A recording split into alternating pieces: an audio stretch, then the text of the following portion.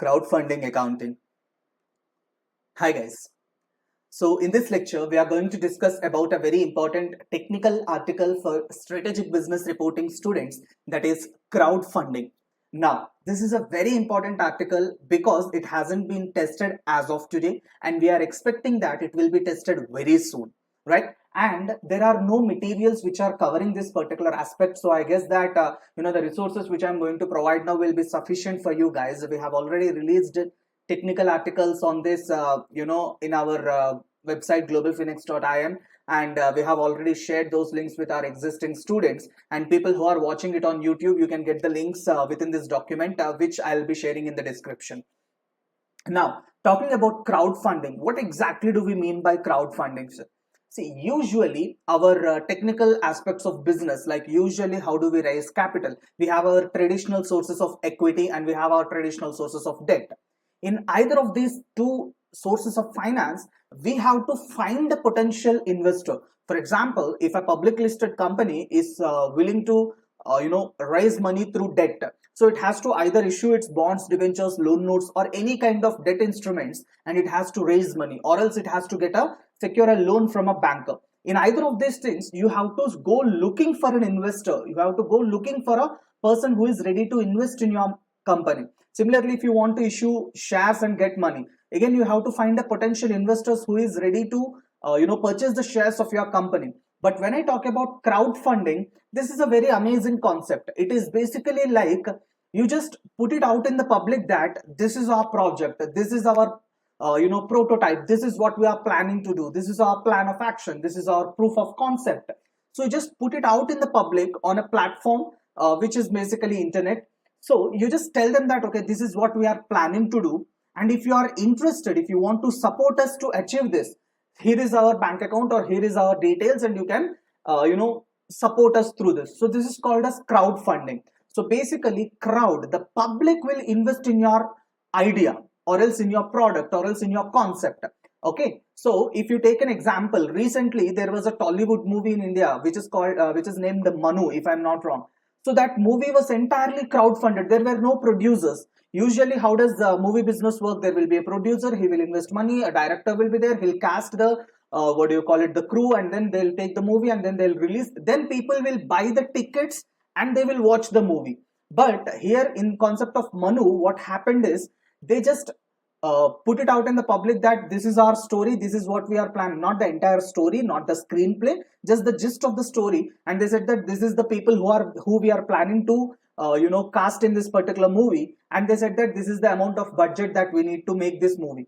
So people who are interested came forward and donated to that particular movie, and then they made that movie and released it. Now, sir, what benefit will the investor get? See, if I want to donate, what is the benefit that I am going to get? It depends on the plan.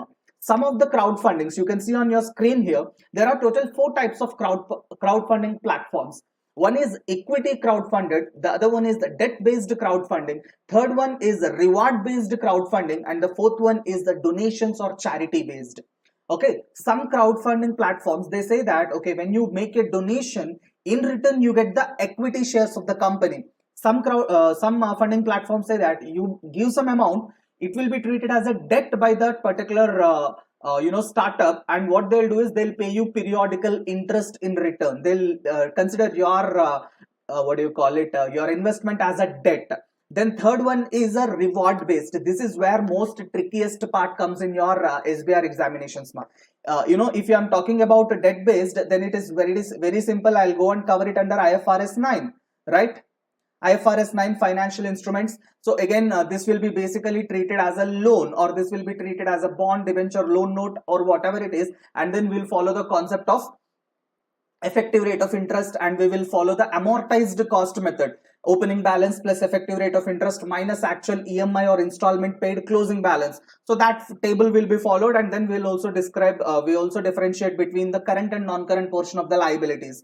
Okay, so I hope you guys are already done with IFRS 9 financial instruments. So I'm moving forward. So you use the amortized cost technique under financial instruments. If it is a debt-based funding, then the company or the organization or the entity which is raising the money, will treat it as a debt under IFRS 9 financial instruments amortized cost technique. And then if it is a equity based instrument, we will follow IAS 32 financial instruments presentation standard, and thereby equity will be presented on the equity section of the balance sheet, right? As shares to be issued or shares already issued, ordinary share capital. Then this is the most trickiest part, because this will be treated under IFRS 15 revenue recognition. IFRS 15 revenue recognition. Sir, why, sir? See, what is this third type of funding? It is called as reward based funding. So can you give an example? Okay, see, if you go back to the previous example that we took, Manu movie example.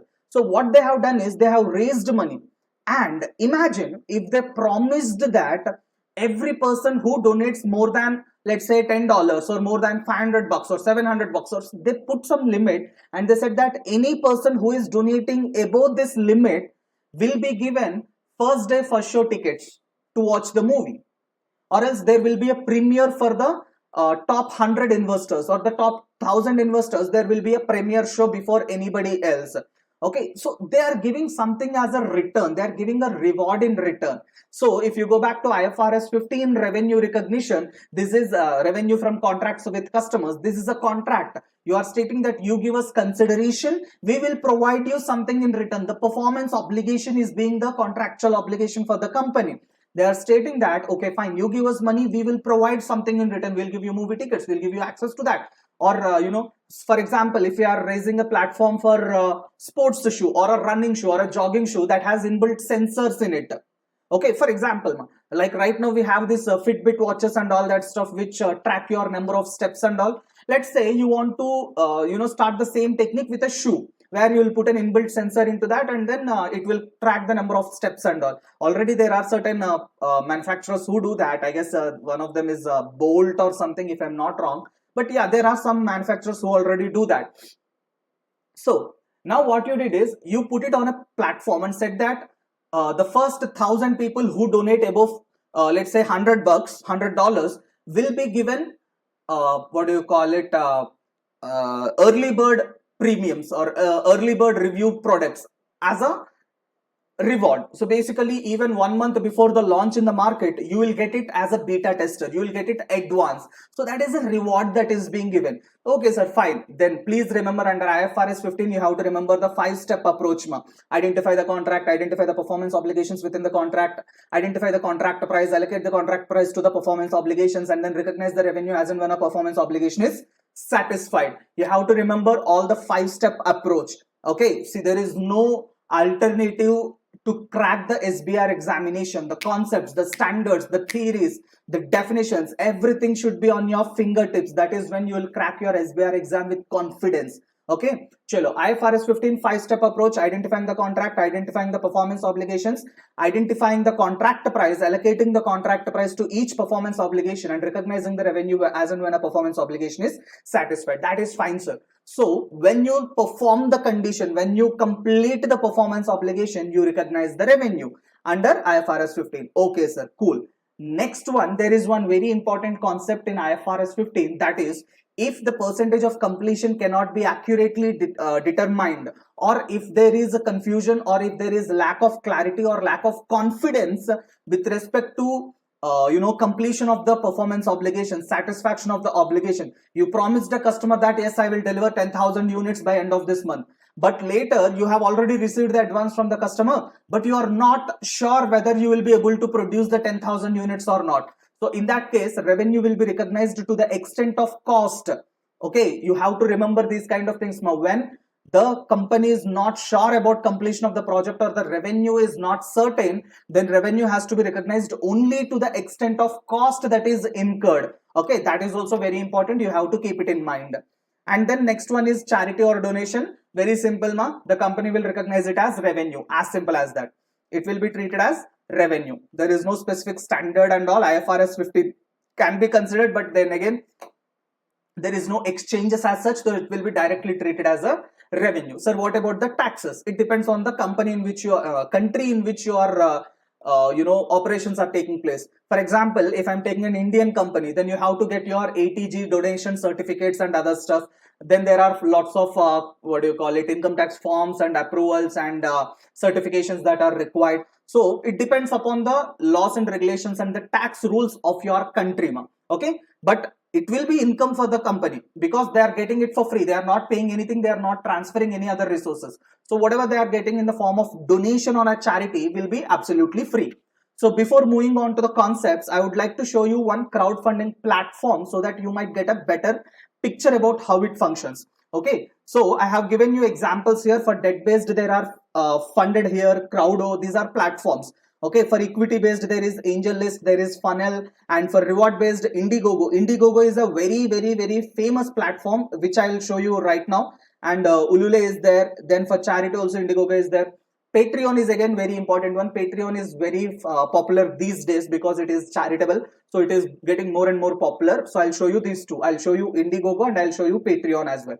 Now, please understand that one platform can provide multiple types of crowdfunding.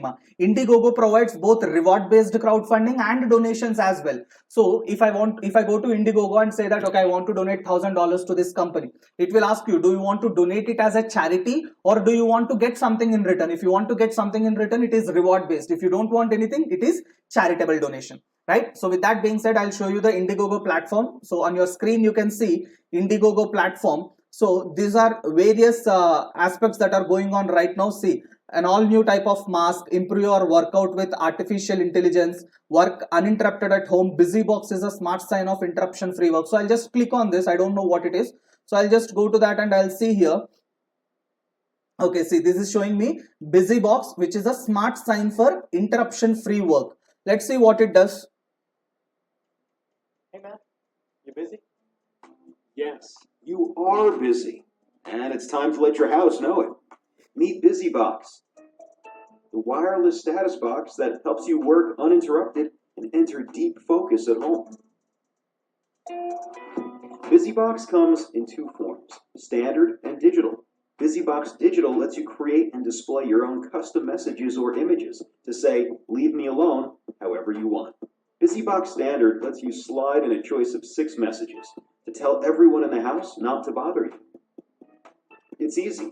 Mount the base to your door, choose or create your message, turn it on, and get to work. BusyBox will let everyone in the house know you're busy, so you can keep working remotely, video conferencing, streaming, recording, studying, editing, gaming, meditating, or even journaling. BusyBox will make sure your time and space stays interruption-free. Use the app to wirelessly turn BusyBox on and off, or use the manual button if your phone is occupied. You can even use Siri, Hey Siri, or Google Assistant turn BusyBox on. for a complete touch-free experience, or sync with apps like Google Calendar to fully automate BusyBox to your schedule. The app lets you choose colors and lighting modes to match your aesthetic and grab attention. If you have multiple BusyBoxes, the app also allows you to group and control them all at once. Customizable covers let you further personalize your BusyBox to match your style. Okay, see, so they have just literally, that's a cool idea, right? Isn't it? Maybe they are not coming up with a revolutionary product or something, but that's cool. That is something that comes handy, especially for people who are, working from home and all. This is a very nice tool. And you can see here on the right side, it is showing me right now it has raised $10,000 of its goal. So when the campaign is published by the organization, so they put a goal of $10,000 and it has achieved its goal. And if you want to, donate more, you can click on back it and you can actually make your contribution and you can continue. See, contributions are not associated with the perquisites and other stuff, and it is going to price me, it is going at a price of 12,000 Indian rupees, I guess. Yeah, it is around 12,350 rupees roughly. So yeah, that's a cool technique. That's nice. Okay, like this you can actually go and put it on that.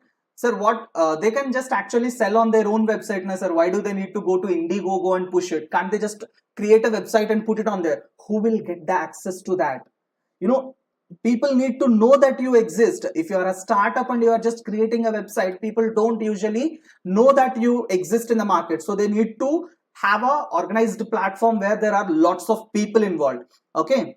So if you see here, the comment section here, there are 113 comments, and I would love to do beta testing for you. sacrifice. There are lots of who are there, and you can see the number of people who backed it. There are 1962 people who have already backed it. That means who have already paid.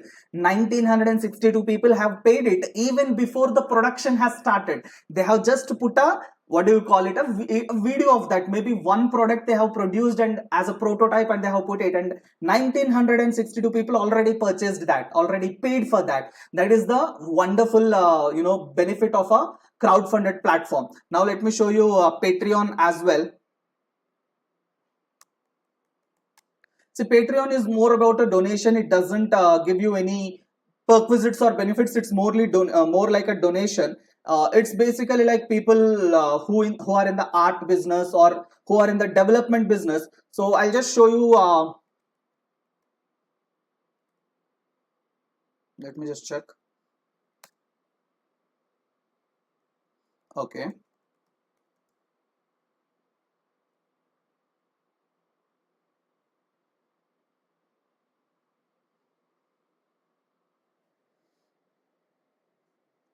Okay, see, for example, there is one particular person called Anushka Sharma. I don't know, it's definitely not a the heroine or the actress, but yeah, it's just some person, and their they gave their about, and there is nothing much here, and they have put some post here. So see, you can see that they are working on an API platform, API trading platform. So if you are interested to donate something to her, you can just click on become a patron and you can pay for her. It's as simple as that. Okay, you can log in and all that stuff. It's again the normal as usual stuff. I know a developer, like what do you call it, you have software development, right? So Android developer, I know a team of Android developments who use this platform to raise donations for meeting their server cost and other stuff. So let me show you that. Yeah, so you can see here Havoc OS is an OS based on Android with additional features and refinements. So there are two patrons who donate $13 every month. Okay, so if you want, you can also donate that. They're showing you it's a custom room, it has material 2 UI and lots of features and other stuff.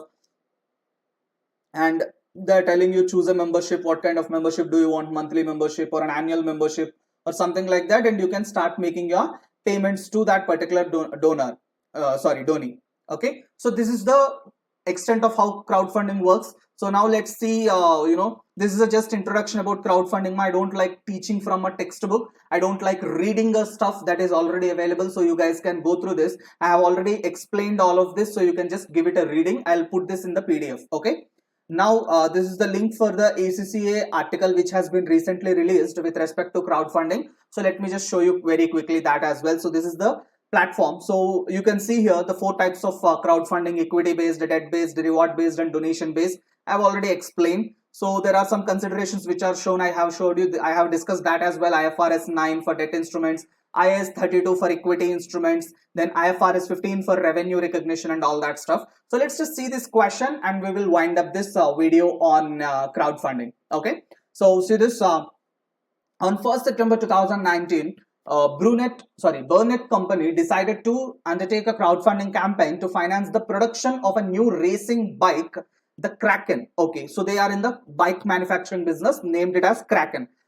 They made a short film with famous cyclists which set out the qualities of the Kraken bike and posted it on the Pedal Starter crowdfunding platform. See, this is what I have shown you exactly. On Indiegogo, I have showed you about this Busy Box. Now similarly, they have made a video on Kraken bike and they have put it on the platform called Pedal Starter. Instead of Indiegogo, they put it on Pedal Starter platform. The campaign raised 4 million. Okay, even before they started production, they have raised $4 million through the campaign. Amazing. On which Pedal Starter charged 7% commission. Okay, so the website took their commission of 7%. So even though you raised 4 million, you did not receive the entire 4 million. You have to pay some commission to that platform. Okay, the contributors to the crowdfunding platform were promised a reward of 1 Kraken bike for every $4,000 contributed. So this is a reward based contribution, reward based funding platform. So you pay $4,000, you get a bike. So total how much raised, how much money is raised? 4 million. So 4 million divided by 4,000. 4 million divided by 4,000, that is 1,000 bikes, right? So they have received orders for 1,000 bikes. So how did you get it? They raised 4 million, each bike is $4,000. So 1,000 bikes orders have been received. Very good, cool. At the financial year end of 31st December 2019, see, they raised the they started the campaign on 1st September, October, November, December, 4 months. In 4 months, they have raised $4 million. Very good. Okay.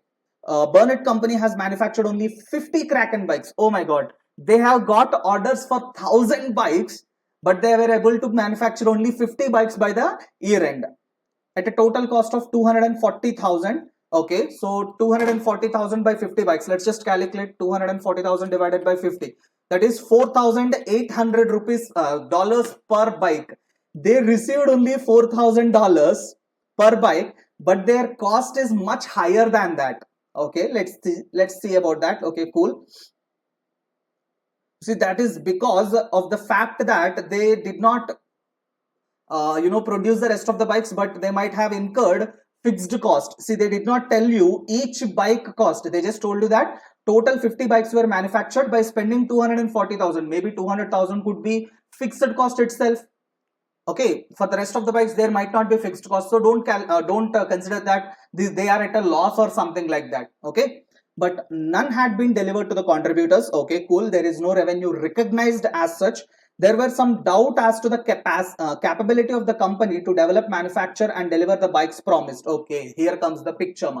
When there is a doubt, what you are supposed to do, if you are doubtful about the performance obligation being satisfied or not, recognize the revenue only to the extent of cost. Recognize the revenue only to the extent of cost. Okay, but Burnett company is sure that the funding will cover any other cost that are incurred. Okay, fine, that is fine, but you are not sure whether you will be able to produce the 1,000 bikes or not. So what you need to do, you need to recognize revenue only to the extent of cost, that is 240,000. Okay, chalo, revenue will be 240,000, cost also will be 240,000. That 240, they did not discuss whether this includes the commission or not. The total cost of 240, but they said manufactured, so I'll assume that this commission is excluded. So this 240 is not including the commission. So 4 million into 7%, how much will that be? 4 mil into 7%, that's another 280,000. So 240,000 of manufacturing cost, 280,000 of commission. So total will be 240 plus 280, 530, 520, 520. Okay, so let's see. 520,000 should be the revenue recognized, and cost also will be 240 manufacturing cost of goods sold, and 280 will be commission. So net profit will be 0. Let's see. IFRS 15, revenue from contracts with customers should be used to determine when recognized revenue. Okay, 31st December, it is difficult to know what the outcome will be, as only 50 bikes have been manufactured out of a promised 1,000 bikes, 4 million by 4,000. So all this concept is fine. So you can see here, Burnett company expects to recover the cost incurred in satisfying the performance obligation. So it will recognize revenue to the extent of the cost incurred till date, that is 520,000, as discussed, 240 plus commission of 280. The balance amount from the crowdfunding, sir, we raised 4 million. Revenue is only 520. What happened to the remaining 3.48 mil? So 3.48 million will be shown as accrued revenue, advances received. It will be shown as an asset. Okay. See, the balance remaining, the cash received will be shown as the asset, and a liability will be created for that accrued revenue. So the balance remaining for the crowdfunded amount will be shown as accrued revenue in the financial statements, 3.48 mil.